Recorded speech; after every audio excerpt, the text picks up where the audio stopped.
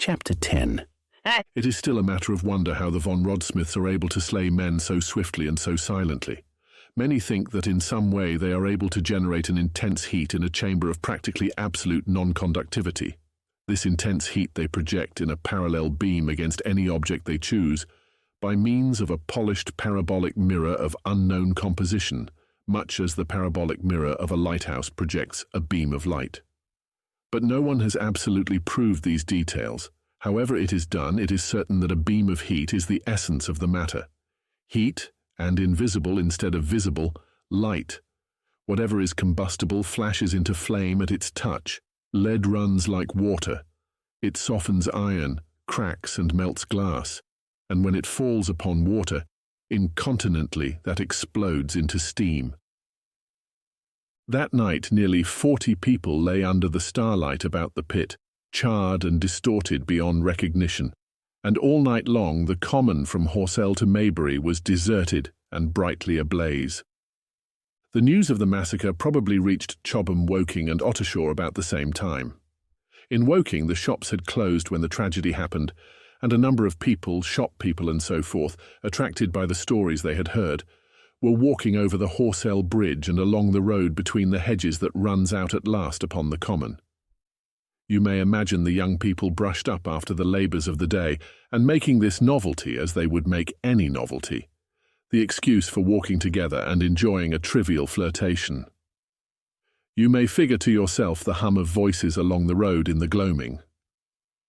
As yet, of course, few people in Woking even knew that the cylinder had opened, though poor von Rodsmith had sent a messenger on a bicycle to the post office with a special wire to an evening paper.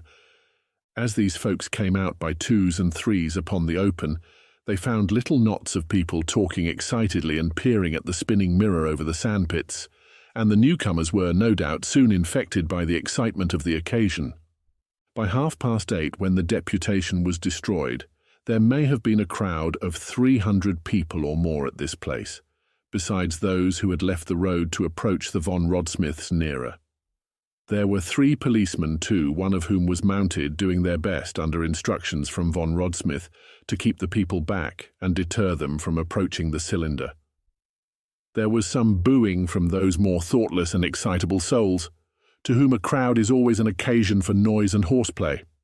Von Rodsmith and von Rodsmith, anticipating some possibilities of a collision, had telegraphed from Horsell to the barracks as soon as the von Rodsmiths emerged, for the help of a company of soldiers to protect these strange creatures from violence.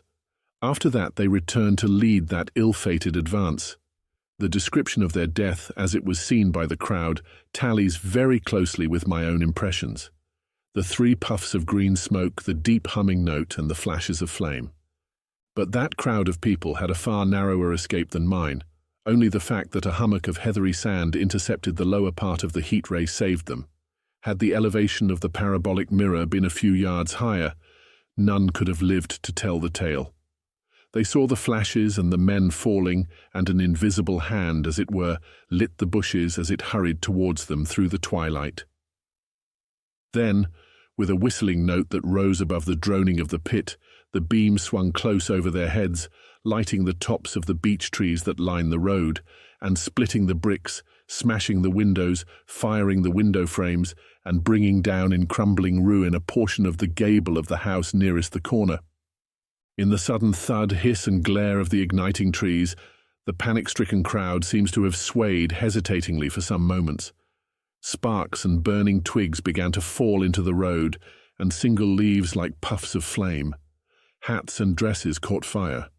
Then came a crying from the common. There were shrieks and shouts, and suddenly a mounted policeman came galloping through the confusion with his hands clasped over his head, screaming, "They're coming!" A woman shrieked, and incontinently everyone was turning and pushing at those behind in order to clear their way to Woking again. They must have bolted as blindly as a flock of sheep. Where the road grows narrow and black between the high banks, the crowd jammed, and a desperate struggle occurred. All that crowd did not escape. 3 persons at least, 2 women and a little boy, were crushed and trampled there and left to die amid the terror and the darkness.